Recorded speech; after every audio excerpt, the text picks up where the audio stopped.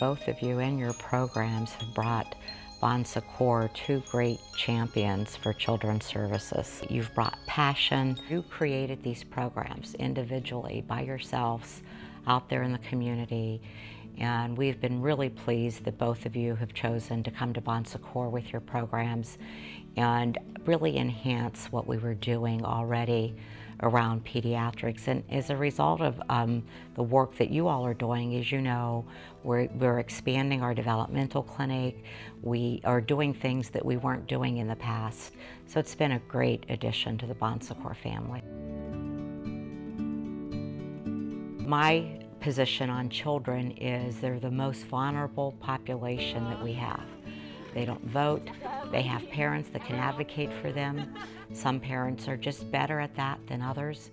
And so I believe it's up to our health system to advocate for children and make sure our community has the type of care that our children and families need. Clearly, our population that we work with are a vulnerable population. I mean, children with special needs who can't necessarily speak for themselves, whether it's a life-threatening condition or whether it's a life, limiting, or in one way or the other. I clearly think it falls within that mission. I've also learned since starting Nose Children 18 years ago the importance of spirituality and the importance of community and that connectedness to the community, whether it's their family community, their school community, the greater Richmond community. The death of a child really becomes a community event.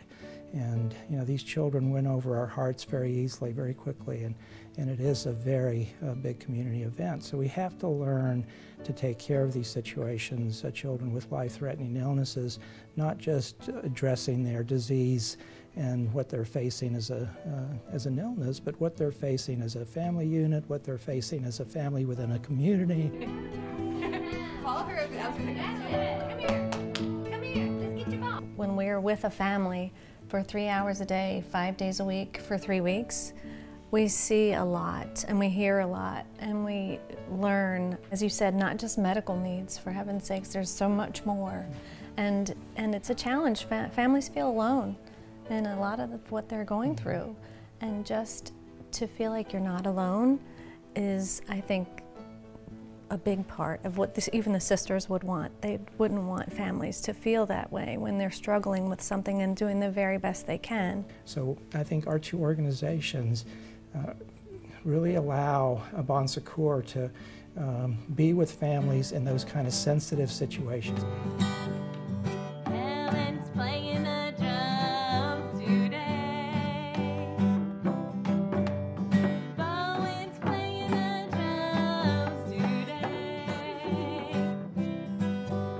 Having children with health problems is, a lot of parents' worst nightmare. And they have made something that can be overwhelming into something that we feel like we can deal with. And it's really just a profound joy to be able to witness the transformation that these families can make when they're getting the best care possible. And the parents are so thankful. And when they can reach that moment and they say, okay, then they feel so much better and more at peace that they can move forward and take the next step, whatever that next step is, because they feel supported. With having a kid with special needs, your aspirations and things for them change from what you thought they were when you thought she was typical. But now that she's walking, it's giving her life back. It's opening up her world and making it the best it can be for her, and that's all I want. And I can't explain what that does for me. Well, those are the magic moments, that keep you coming back. There have been children who have been in therapy their whole lives, once a week, and we've had mothers say that more is accomplished in these 3 weeks than has happened in our whole lifetime.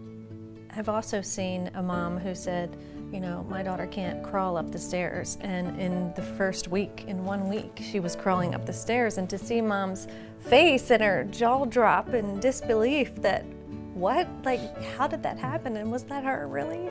And that is just elating. I feel with children, we've got to do our best now, because It is different when you're an adult. And when we witness the kind of devotion and loving care that families give to their children who are special needs, I mean, it's very awe-inspiring. And being able to look at the family's home and realize all the practical needs that they need taken care of, whether it's some food in the refrigerator or gas cards to be able to go to the doctor's office, the music therapy that we provide, it's the book bags for the siblings, it's the Thanksgiving meals, it's the meals on occasion because they just don't have the time to prepare meals for the family. And it's all these practical supports, and we wouldn't be able to provide for that if it wasn't for the support of Bon Secours. We know that these types of illnesses often deplete families of dollars. And so our donors are making a difference for one child, one family at a time. And that adds up over to lots of children and family over time as well. And I think what you all have been explaining is how our donors are making a difference in lives of the children that you serve.